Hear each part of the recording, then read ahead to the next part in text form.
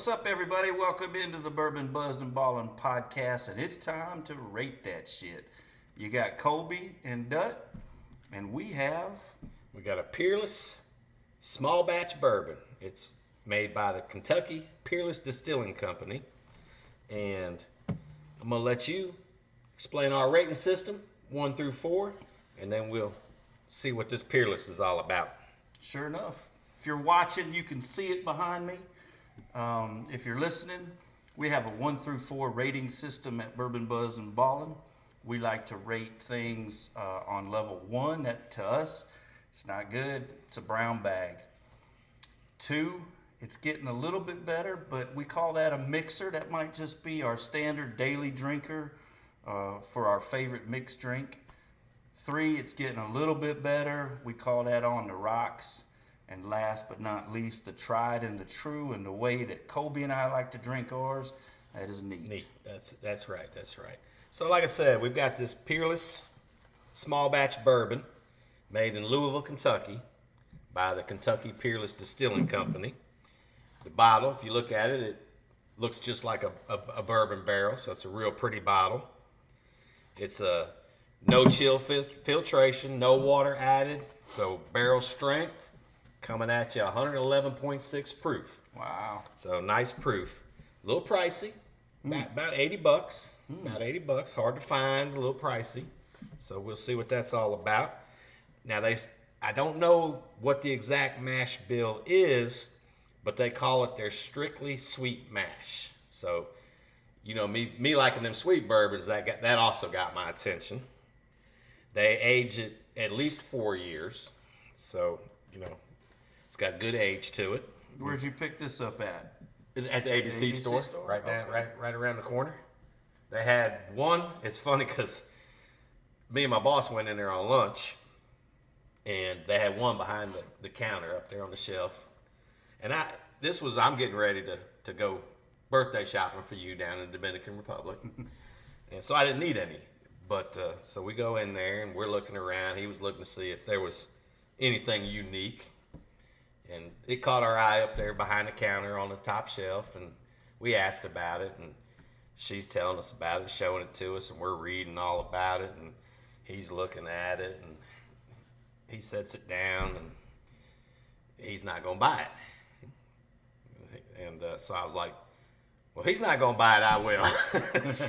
so I went ahead and bought it, and then it turns out they had one more, and he bought one also after I bought it. But yeah, I was just sitting there. I was after reading about it and hearing about it. I'm just kind of sitting back there like I was just waiting to see what he was going to do. I was hoping he wasn't going. If he was going to buy it, I was going to just see how he liked it. But when he didn't want it at first, I jumped all over it, and then he was like, give me one too. I'll take it. So that's pretty good color for a 4-year-old. Yeah, it's got a nice dark amber color to it for 4 years. It's your aroma should be a citrus, a cedar, and a honeysuckle. I definitely get some honeysuckle. I get some honey to it. And the citrus. I get that citrus up front.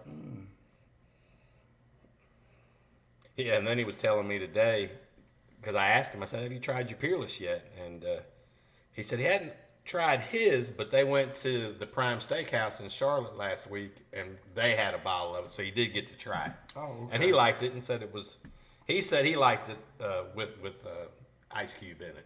Yeah, it's definitely high proof. Right. You can feel that in your first taste. Have you already tasted it? Yeah, I couldn't resist it. You were talking, I was like, screw it, I'm drinking. I like the nose though. It's got a very sweet nose to it. It grabs your attention early. It grabs your attention real early.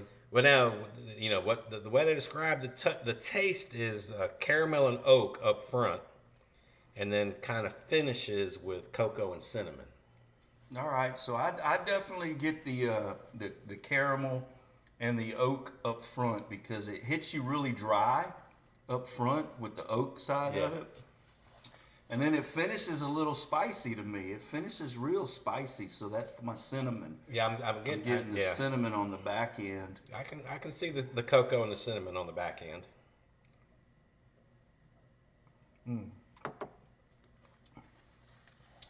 That bourbon's got a lot going. Yeah, it does.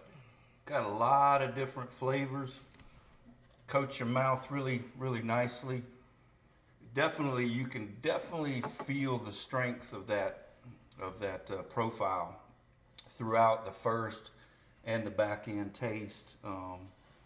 Definitely high proof. And I can see where maybe a little bit of water, a little bit of melted ice might wake it up a little bit more. It probably would change the flavor a little bit. I think I definitely would go with a 3. For me, it's definitely an on the rocks. I agree, and I think the next time I try it, I am going to try it on the rocks just to see. I agree. Just to see what it does to that tasting note. So yeah, it's a 3 for me as well. I was hoping it was going to be a 4. That was a big pour, man. I know it.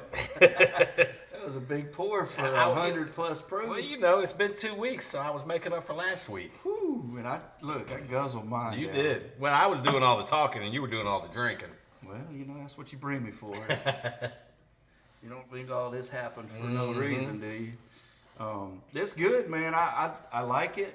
I do too. I love the bottle. I'm a little taken back by the price. I didn't think it was that much. I guess I've seen it. I've seen it before. So here in our area in the Carolinas, it's not easy to find, but it's not certainly not an allocated bourbon. So you can definitely find this. I think if you fall on the side of you like higher proof bourbons, I think that would be a great choice. Right. It's really got good flavor. And not a lot of burn, even though it's high proof. It's in your mouth. It's not shooting down your. That's right. Esophagus. The hug. Yeah, the Kentucky hug. It wakes up the senses in your mouth. I mean, that's what I was saying on the front end flavor and the back end flavor. It was really dry and spicy. But I think it has a lot of complexity to it. It's good. I definitely like it. I like having it in the collection. Not quite a neat for me. It's not quite a 4. No, it's pretty powerful. But like I said, I love the bottle. I think it's going to look great on the shelf. And they do have some other harder to find Peerlesses that might be good ones if we can find them to try them. But that was the only one they had. Yeah. So. All right then. Let's put our socials on the board behind us, and we can tell everybody. We've got bourbon.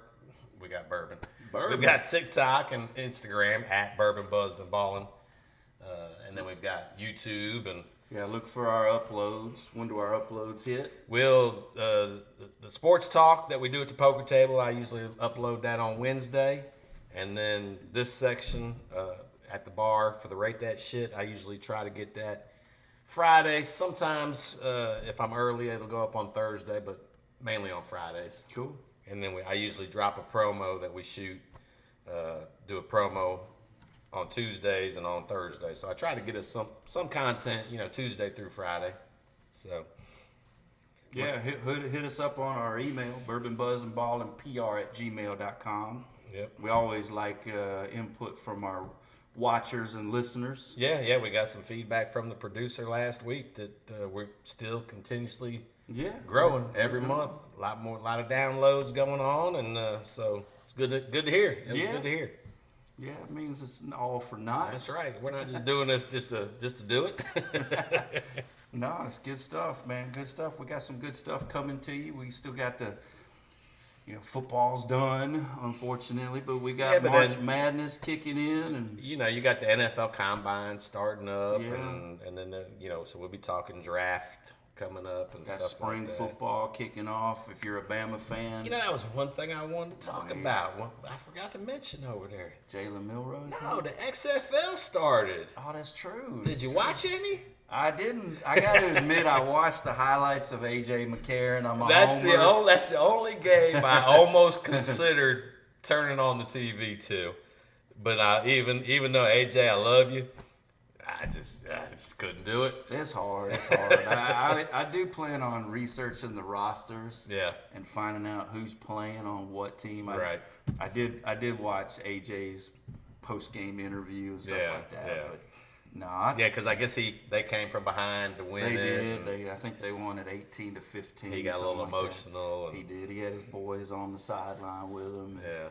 So it's good to see the ex-Alabama great, widely considered the greatest Alabama quarterback until Bryce. Until this recent run of Mac and Tua and Jalen and Bryce. So yeah. He's still up there, though. Yeah, no, I meant to bring that up over there at the table about the XFL starting. Well, we can talk XFL next week. Yeah. Maybe. Probably not. We got to do March Madness. We got baseball. Yeah, baseball. Pitchers and spring catchers training. just reported. Yep. So we'll have that. Yeah. Okay. Combine info is going to be good. Yeah. I saw today where LaDainian Tomlinson was comparing J. Mark Gibbs to Chris Johnson. I don't think he's got that kind of elite that's speed, crazy speed. But we'll see. I mean, I like the Camara Yeah, comparisons better. I thought even maybe he was going to say Marshall Faulk.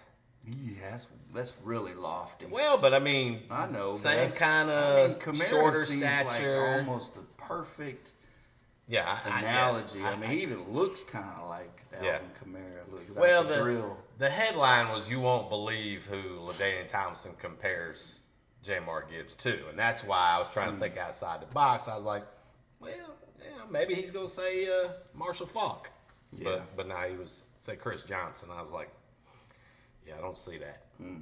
I see Kamara.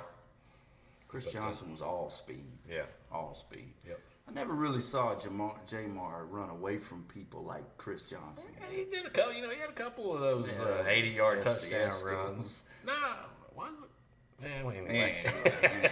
Tune in, smash, like, and follow. We're rambling. We are rambling. We're 111 proof rambling. Yeah, that was a huge pour too. By the way, I didn't even finish mine yet. I know I'm a lightweight. Well, he's not really a lightweight. He just had a lot of practice last week. He's probably trying to get all the bourbon back out of his system. Give my liver a rest. 2/5 on the vacay, huh? Something like that. That's not even counting the bar tabs. They wasn't much at the bar. We're rambling. I know we are. We better just Bourbon Buzz and Ballin out. Cheers.